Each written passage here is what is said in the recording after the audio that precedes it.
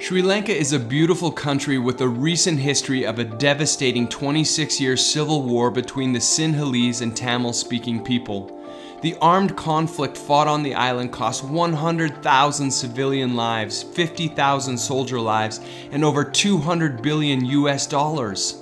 At the peak, 800,000 people were displaced without a place to call home, while mass disappearances without explanation were taking place.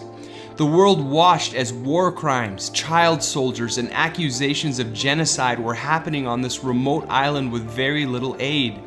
It is as if we looked at it as an internal political problem that we didn't want to interfere with, when the truth is, it was a glaring representation of our fallen humanity. The conflict ended in 2009, but the many physical, emotional, and psychological wounds remain unhealed. And actually, Sri Lanka, many people, they are not trusting Sinhalese people who were preaching the gospel to Tamil people preaching the gospel to Sinhalese people. They are not trusting because 30 years war, they divided. During the 26-year war, it was very difficult to travel in Sri Lanka, especially in rural areas, hindering the work of the gospel.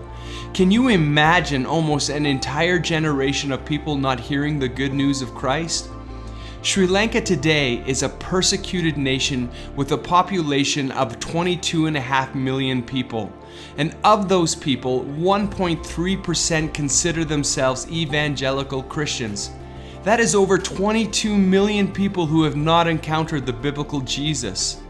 Most of the villages, Hindus and Buddhist people, and only Christianity is minority in Sri Lanka.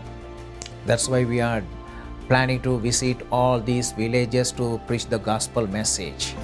That 1.3% of the population encounter varying degrees of repetitive, persistent, and systematic suffering because of their faith in Christ Jesus, a belief their persecutors will not tolerate. Churches are attacked, usually by mobs. Believers are beaten, especially in the rural areas, and often live in constant fear. Our hope is that Sri Lanka would experience a massive spiritual breakthrough. They deserve to know that there is a living God who loves them and cares for them deeply.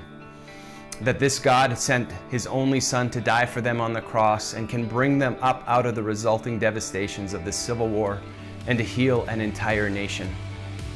Over 50 indigenous churches and leaders have joined together in prayer and preparation to reach the unreached rural areas of Sri Lanka. And we get together, we can go in the interior villages and we can preach the gospel message. We need to reach these 17,000 villages in Sri Lanka. Our budget for this gospel initiative is $25,000. How then shall they call on Him in whom they have not believed?